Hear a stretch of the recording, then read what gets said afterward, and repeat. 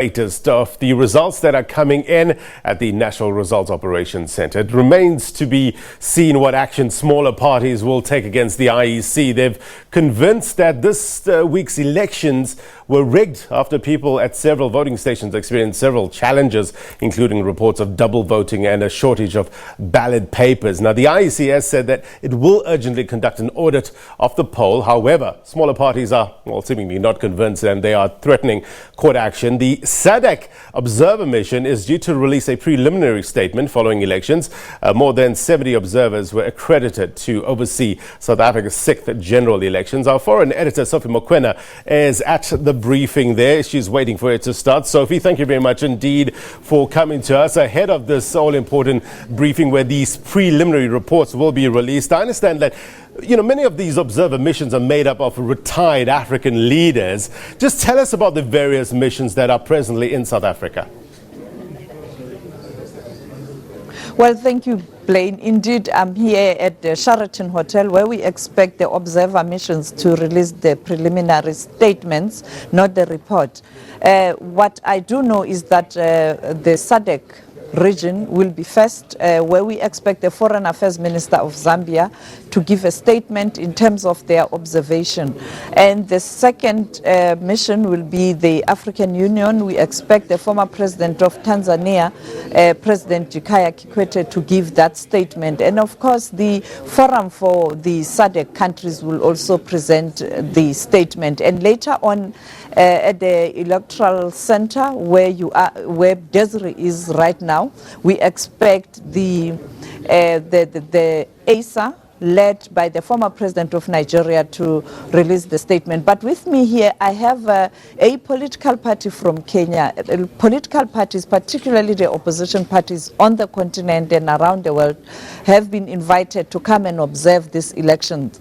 And I have with me Mr. Philip Makabongo, who is actually the chairperson of the ODM.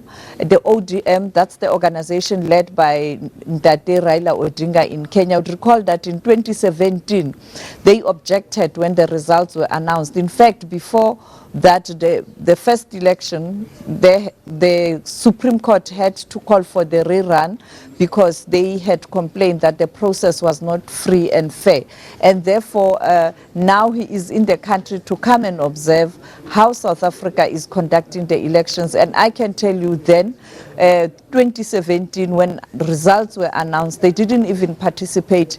They indicated that the African Union was not fair in terms of how they compiled a statement. And you recall that the African Union Observer Mission then was led by the former President Thabo Mbeki. But today they are singing a different tune. Good morning, sir. How are you? Good morning. It was Kenya in 2017. It's South Africa now. Your experience?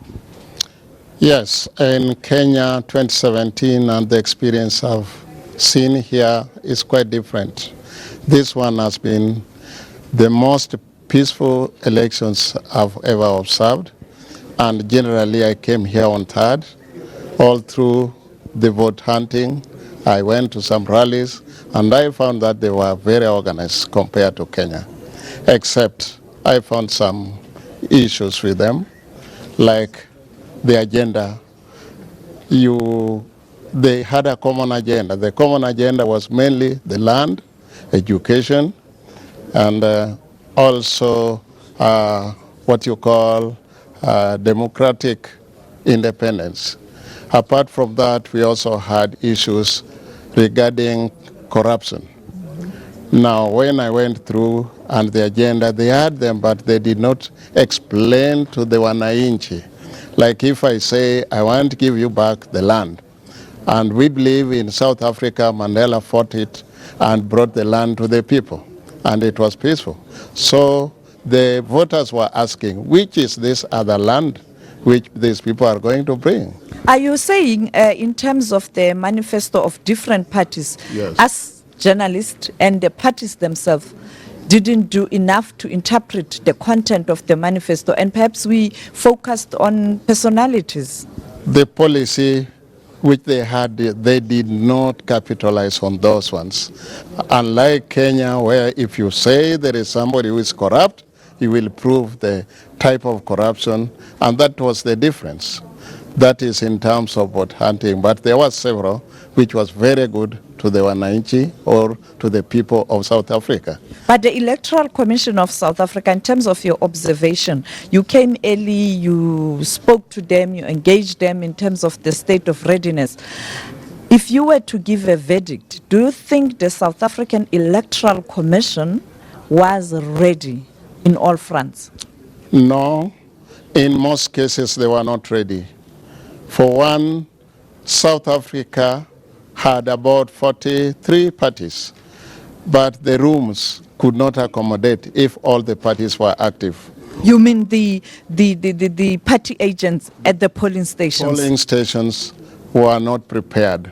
For one, the occupation of the polling station was only for about 10 or below. But if all participated, I believe it would have been a confused polling station and they would have not managed.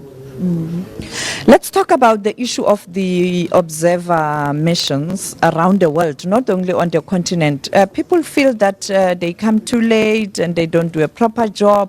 Secondly, there's contestation in terms of when they are about to release the result. I want to make an example of Kenya. I was there in 2017. Your party, you also had a press conference, very angry, not accepting results, and even blaming the person who was leading the AU mission, that is the former South African President Thabo Mbeki. And when I spoke to you on Monday, you said there are things today you think you could have done differently, and in terms of his advice then, can you take us through those regrets, what he said and how you failed to interpret what he was saying?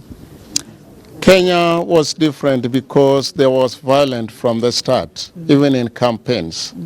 But there were issues which could have been attended to earlier before the elections, because like corruption we could prove, and of course the hand of the current government was also there. We had also the server where there was total confusion, because the server seemingly, people were very clever. Some had just arranged the server to multiply the votes for some people. But the server is just wires there. You remember the argument that that server you can't really understand unless you are really trained, you are an engineer. That's why I'm confirming to you, in Kenya, people are very intelligent. And we had reached the election through the electronic media. But what happened is that within a server, there are also technicalities.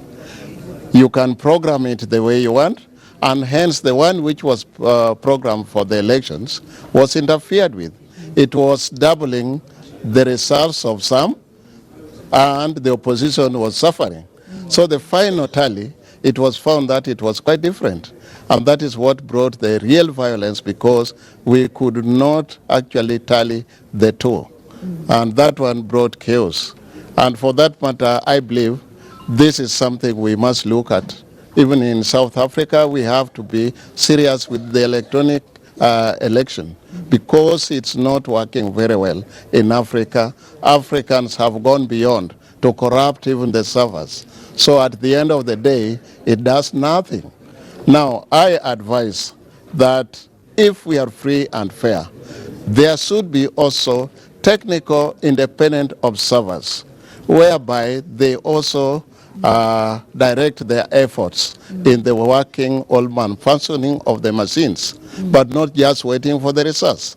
So if we have professionals, more so international, who can actually preside over the working of the machines, the servers, the BVRs. Even here, we had a serious one, and because there is one which was not working at the time of taking the photos.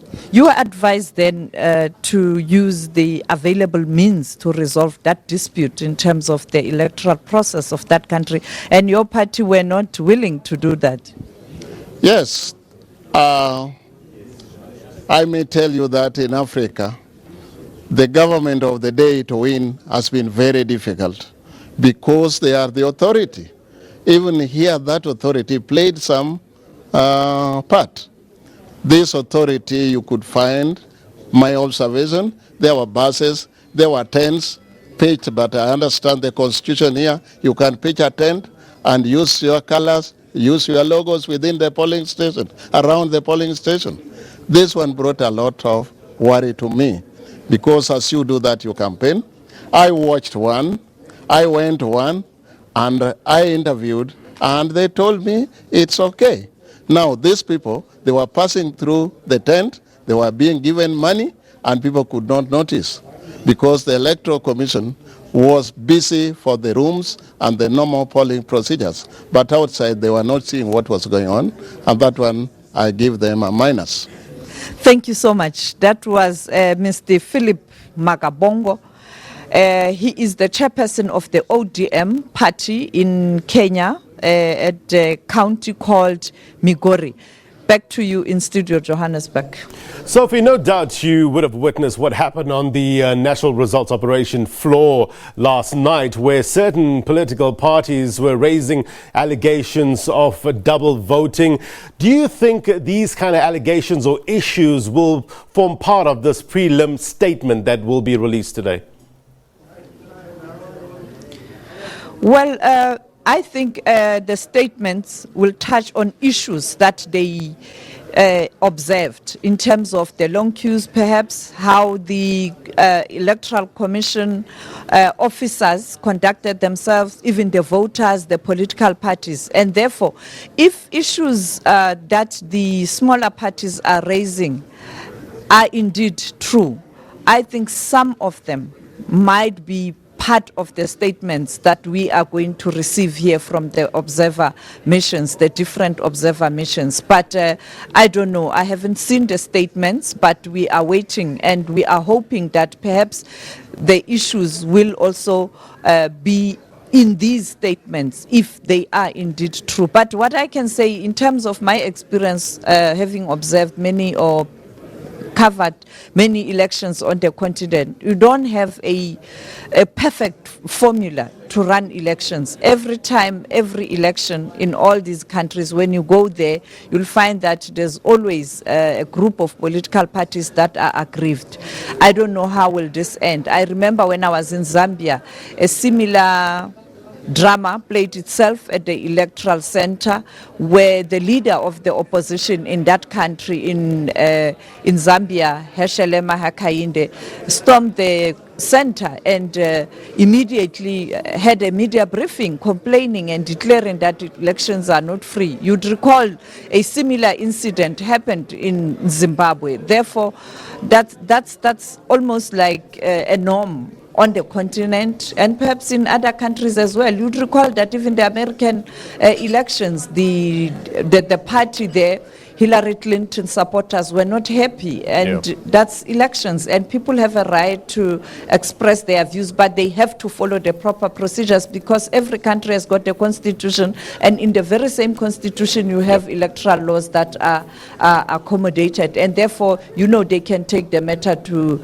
the highest court in the land if they are aggrieved, and they have indicated that they are going to do so. So let's hope that it will go to the electoral court. If they are not happy, they can take it to the Supreme Court, they can take it to the Constitutional Court. Yeah, Sophie, thank you very much indeed for your reporting. Appreciate it. We'll come back to you when that media briefing actually resumes, the release of this prelim statement by the observer mission, the SADC observer mission. Okay.